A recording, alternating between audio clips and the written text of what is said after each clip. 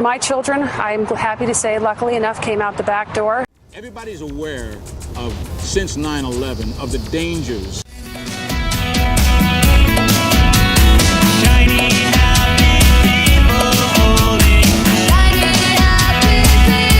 Protested outside of the National Shooting Sports Foundation, which is one of the largest gun lobbies in the country.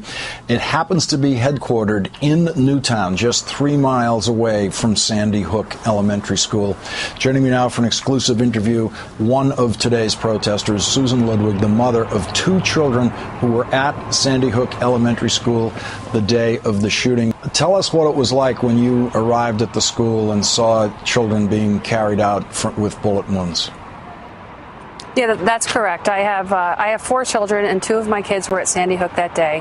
One is 6, and she's in 1st grade, and one is 7, and she's in 2nd grade. And the day on December 14th, I was headed into school I was supposed to be making gingerbread houses at my daughter's, in my daughter's 1st grade class. Finally, one of the police officers came out, and he was carrying one of my daughter's Daisy friends in his arms, and she had long brown hair, just like my daughter's, and I had to look very hard to make sure it wasn't my daughter, but it wasn't. But she had a gunshot wound to her head and blood all over her midriff, and he held her there until he could get her to an ambulance. And I waited, and at that point I thought, maybe this is just a crazy parent. And then the second child came out, and she was the sole survivor from the other class, and she was absolutely head to toe covered in blood and flesh, just hanging on her whole body.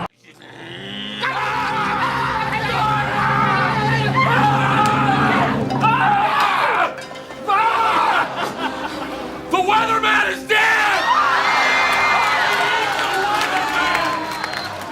His strength beyond me!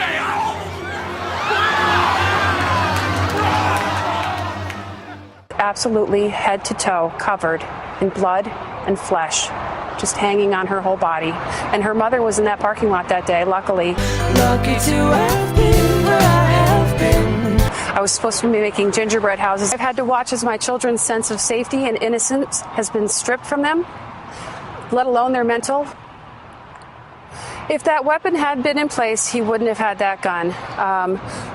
But what happened instead, 22 decades ago, was that the assault weapons ban was left to expire. And they were able to get them to stop trying to find out ways to get information to prevent gun violence while we weren't looking. While we weren't paying attention, they changed the laws. They let these things expire. I'm gonna mess up. I'm talking in tongues. I'm just so happy for you. If there weren't assault weapons, the NRA likes to use the excuse that people will hurt people whether they have a gun or not. And even at the hearing that I went to in Hartford, they said if they don't have a gun, they'll use something like a hammer. And my reply to them is, I've never seen 26 people die by hammer before. Shocking video shows a man with a knife who ends up hurting 23 youngsters and an adult at a school in China. The knife man attacked the victims at the gates of the building in central China's Henan province, the same day as the massacre at the Sandy Hook Elementary School. Black garbage bags covered windows sealed with duct tape. Lanza's bed was neatly made. I fear for you it's just a game. I thought that I would always trust you. The love from you I'd always feel.